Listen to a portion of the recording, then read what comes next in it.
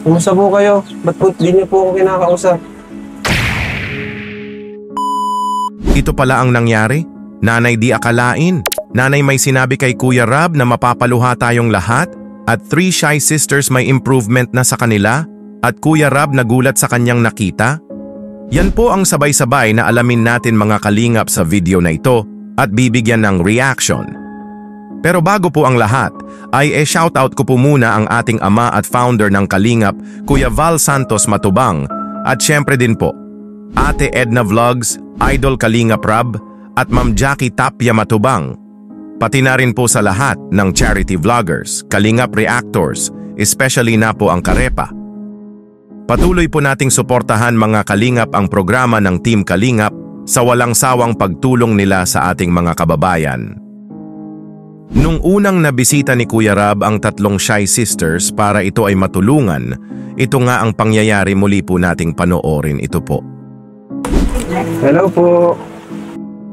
Oh. Ay. Kumusta po kayo?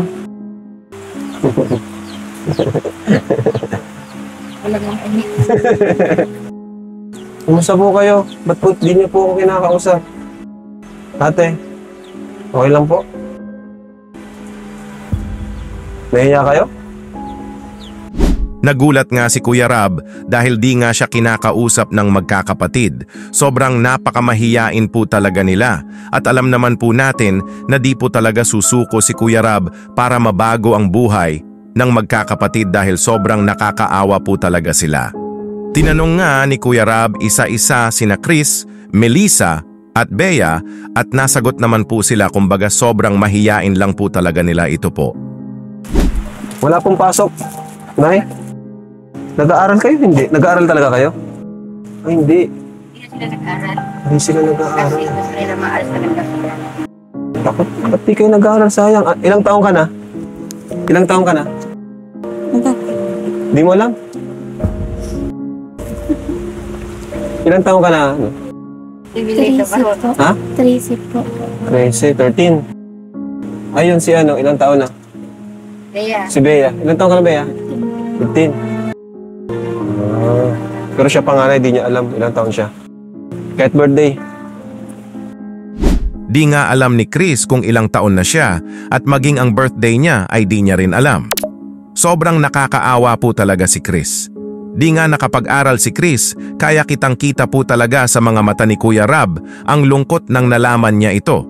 For sure, handang gawin lahat ni Kuya Rab nang makakaya niya para mabago ang buhay ni Chris, Melissa at Bea. Tinanong nga ni Kuya Rab si nanay kung ano ang dahilan kung bakit hindi nakapag-aral ang mga anak niya. At ito pala ang dahilan, ito po. Bakit di po sila na nakapag-aral? aral po sila. Tapos dito sila nagtigil. Ha? Nagtigil po sila dito. Una, mahirap. Mahirap ang buhay. Opo. Walang upang paaral. Opo. Huwawa naman, ano? Wala. Dapat na yung mag-aral sila po, Opo. no? Kasi sayang po ang panahon habang mga bata pa. Kasi pag di sila nakapag-aral, yan, hanggang pagtanda po nila, ganito po sila. Sayang po, Nay, kung para sa kanila din po yun. Paano pag nawala po kayo, di ba, Nay? Para sa kanila din po. Yung isa, grade 6 na yun. Yung isa, grade 6 na. Sino po dyan? Si Bea. Bea. Mm-mm. Lahat sila, sino po ang hindi nag-aaral? Yan, Ito, panganay. ito, nag-aaral. Ah, nag-aaral naman pala. Hindi. Naghinto. Sila, oo. Lahat naghinto. Yun lang. Kaya nagkusap sa akin kung ano daw, alis na lang daw sila mapasok. Bakit po sila naghinto? Nabully po sila? Na ano? Hindi ko alam. Hmm. Siguro pinag-aano sila sa school. Kaya nga, nilalait, mga ganun. Kaya mas Sabi pinili ko sa nilang kanila, silang tatlo na pabayaan lang. nila yun. Kaya mas kahit pinili lang 19. silang tatlo na lang magkakasama, no? Kasi sila yung nagkakaintindihan. Tama po, no? Wawa naman itong mga kalingat, mga batang ito. Sabi nga ni nanay na si Chris nga daw ang hindi nakapag-aral pero sina Melissa at Bea ay nakapag-aral ito pero nahinto dahil sa hirap ng buhay. Walang kakayanan nga daw sila nanay na maipagpatuloy ang pag-aaral ng mga anak niya. Sobrang nakakaawa po talaga ang magkakapatid kaya deserve po talaga nila ang matulungan ng Team Kalingap. Bata pa nga sila at hindi pa huli ang lahat. Kaya ang goal po talaga ni Kuya Rab ay makapag-aral sila dahil para din naman ito sa kinabukasan nila. Sobrang napakamahiyain nga nila na di nga sila sanay na makipag-usap sa iba. Pero alam naman po natin na gagawin lahat ni Kuya Rab para unti-unting mawala ang pagkamahiyain nila. Ito po mga kalingap, panoorin po natin ang nakakaluha na mensahe ni Nanay kay Kuya Rab at sa buong Team Kalingap ito po. Ano ba karamdam po na ganito? Di nakakapag-aral ang anak mo. Yung kalagayan niyo dito. Ano po, ano ginagawa niyo po? Minsan nakikiarawan kami pag wala kaming gawa, nakikiarawan kami. Hirap po na yung buhay, mahirap. Mahirap po talaga. Kaya nga po andito kami. Ano na Kaya nagpapasalamat naman po ako. Hindi niyo po inaasahan na darating kami. Ano po? Hindi nga po. Nagbibiyayang darating sa inyo. Yan po ay si Lord po ang may gawa niyan lahat. Ang Panginoon. Maniniwala po kayo? Opo. Tulungan niyo po silang manalangin. Ano? Sana makapag-aral po sila. Opo. Sana sikapin naman makapag-aral sila. Anong masasabi niyo po sa amin po, sa Team Kalingap? Nagpapasalamat ako sa inyo, lalo-lalo na sa mahal na Diyos.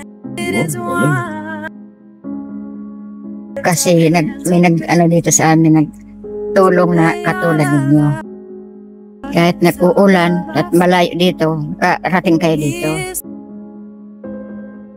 Libig na po. Ano na Hindi nga namin akalain na pupunta kayo dito. Sobrang nagpapasalamat nga si Nanay na dumating ang Team Kalingap sa buhay nila. Kumbaga nagkaroon sila ng pag-asa na makaahon sa hirap ng buhay. Alam naman po natin na mababago po talaga ang buhay nang matutulungan ng Team Kalingap. Sabi pa nga ni Kuya Rab kay Nanay na ang ating Panginoon nga daw ang may gawa ng lahat. Kung bakit natagpuan sila Nanay ng Team Kalingap at natulungan. Ngayon na andyan na si Kuya Rab at Team Kalingap, ay for sure ang pagkamahiyain ng magkakapatid ay unti-unti itong mawawala at ang pag-aaral nila ay maipatuloy na at pababahayan nga din sila ni Kuya Rab. Sa latest vlog nga ni Kuya Rab ay may improvement na nga tayong nakikita. Salamat po sa tulong niyo. Marunong kayo magluto? Opo. Yan, smile na sila. Nangitin na.